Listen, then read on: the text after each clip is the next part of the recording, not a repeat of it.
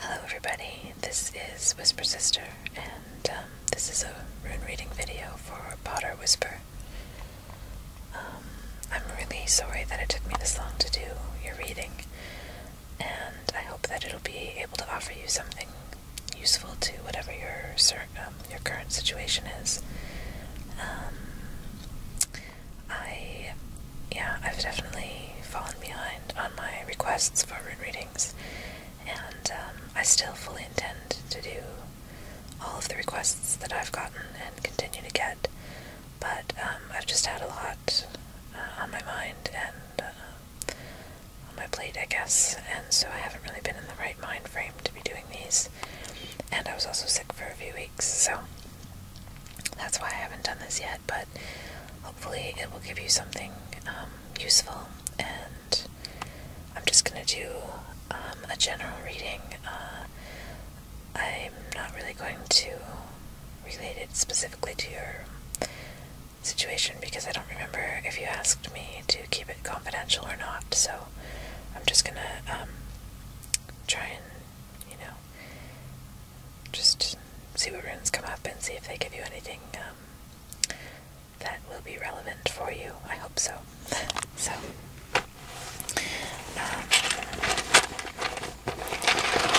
alright, so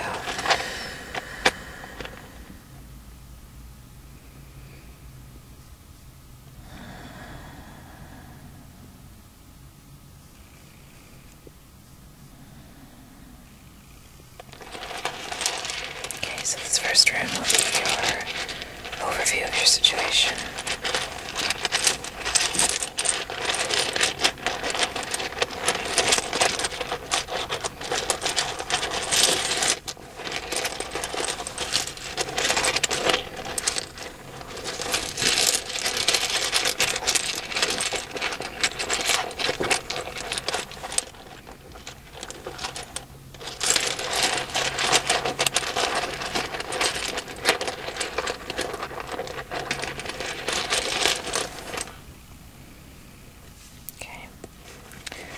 Next one is your challenge.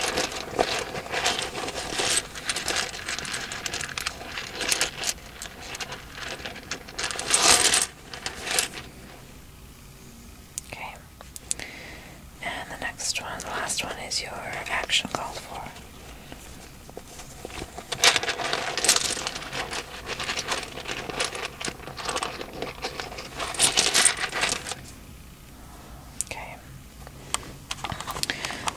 Reversed rune, so I'll read both the upright and reversed reading for that one, but the other two don't have a reversal, so oops.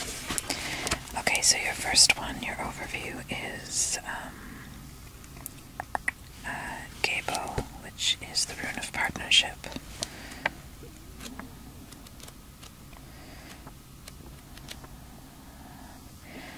I find it interesting that I have not gotten this rune very often for myself, which makes sense because I've been alone for a little while now. Okay. So, drawing this rune is an indication that partnership in some form is at hand. In love relationships, in business matters, in partnering of every kind, you are put on notice not to collapse yourself into that union. For true partnership is achieved only by separate and whole beings who retain their separateness even as they unite. Remember to let the winds of heaven dance between you.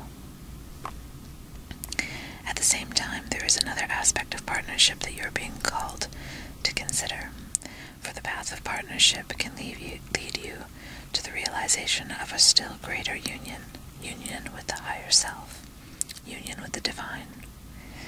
The ultimate gift of this rune is the realization of the divine in all things. God always enters into equal partnerships. Gabo, the rune of partnership, has no reverse, for it signifies the gift of freedom from which flow all other gifts. Okay, and then your challenge is Dagas, which is breakthrough.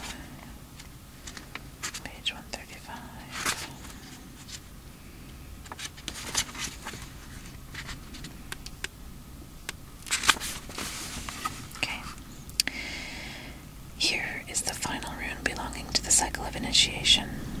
Drawing Daggaz often signals a major shift or breakthrough in the process of self-change, a complete transformation in attitude, a 180-degree turn. For some, the transition is so radical that they are no longer able to live the ordinary life in the ordinary way. Because the timing is right, the outcome is assured, although not from the present vantage point predictable. In each life there comes at least one moment, which, if recognized and seized, transforms the course of that life forever. Rely, therefore, on radical trust, even though the moment may call for you to leap empty-handed into the void. With this rune, your warrior nature reveals itself. If Daggaz is followed by the blank rune, the magnitude of the transformation might be so great as to portend a death, a successful conclusion to your passage.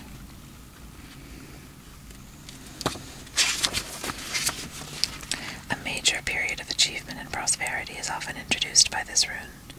The darkness is behind you, the daylight has come. Nevertheless, you are reminded not to collapse yourself into thoughts for the future, or behave recklessly in your new situation. Considerable hard work can be involved in a time of transformation. Undertake to do it joyfully. Okay, and then the last one is your action called for, and it's Wunjo, which is the rune for joy. But it's reversed, so I will read both the reversed reading and the upright interpretation. Okay, things are slow in coming to fruition. The process of birth is long and arduous, and fears arise for the safety of the child within. A crisis, a difficult passage, even if brief, is at hand. Consideration and deliberation are called for. Ask yourself whether you possess the virtues of seriousness, sincerity, and emptiness. To possess them is to have tranquility, which is the ground for patience, clarity, and perseverance. Seen in its true light, everything is a test. And so, focused in the present, sincere towards others, and trusting in yourself, know that you cannot fail. In times of crisis, Wunjo reversed is a useful meditation. Okay, and then the upright, which is the sort of the flip side or the hidden aspects of the same rune, reads like this. This rune is a fruit-bearing branch. The term of travail has ended, and you have come to yourself in some regard. The shift that was due has occurred. Now you can freely receive Wunjo's blessings, whether they be in material gain, in your emotional life, or in a heightened sense of your own well-being. This is an alchemical moment in which understanding is transmuted from knowledge. The knowledge itself was a necessary but not sufficient condition. Now you can rejoice, having been carried across the gap by the will of heaven. Joyousness accompanies new energy, energy blocked before now. Light pierces the clouds and touches the waters just as something lovely emerges from the depths. The soul is illuminated from within at the meeting place of heaven and earth, the meeting of the waters. There is a new clarity which may call for you to renounce existing plans, ambitions, and goals. It is proper and timely for you to do so, for Wunjo is a rune of restoration of the self, properly aligned with the self.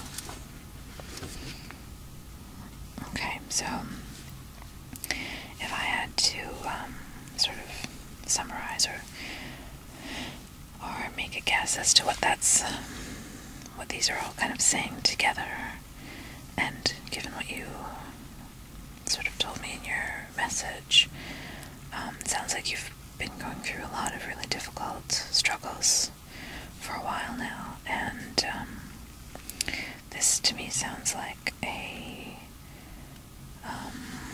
reassurance or a reminder that, you know, even if you don't necessarily know or you can't see at the time why these things are happening or what you can learn from them. There is always something to be learned from the difficulties that we go through.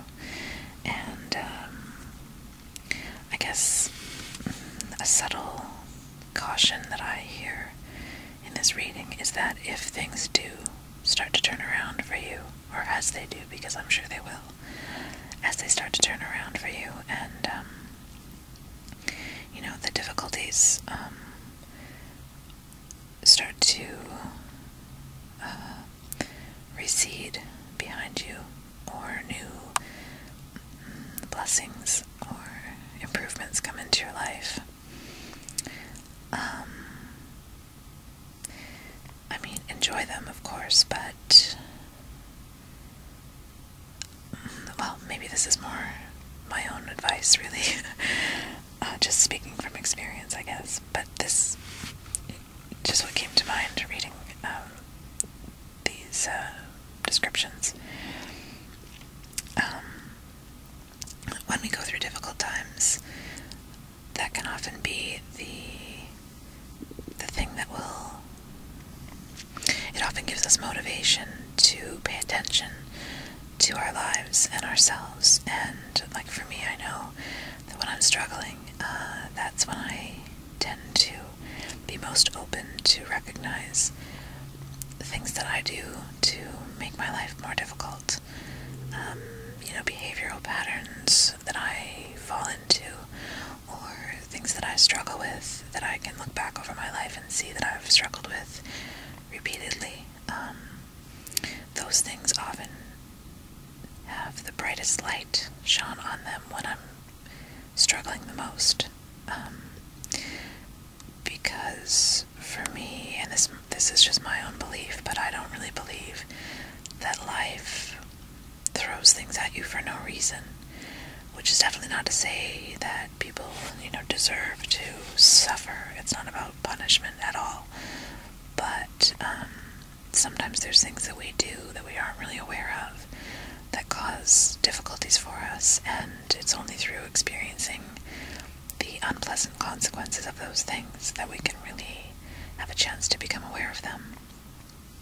So a couple of things that I heard mentioned repeatedly throughout this reading are to not collapse. Sorry, my stomach's going crazy. To not collapse yourself into either a relationship or plans for your future, or experiences that you're having. So, you know, to me that's saying, like, recognize and remember that your strength comes from within, not from anything else that's in your life. Things that come into your life, whether it's people or experiences, they don't give you your strength. You have all of the strength and understanding that you need within you if you stay connected with it. And I think that this is kind of saying that even, you know, even as things improve for you, try not to blindly rush into things and forget to kind of, and, you know, allow yourself to get distracted from really knowing yourself. The more you can stay in touch with yourself and aware of the things that you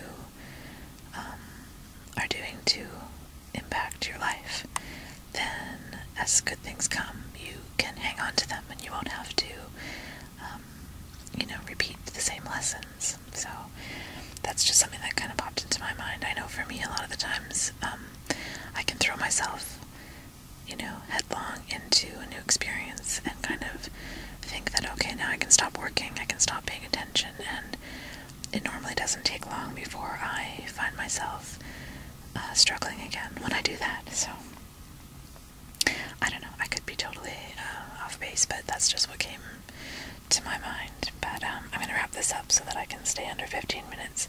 So I hope that this was helpful for you, and best of luck with everything. Feel free to send me a message or keep in touch. Okay, bye.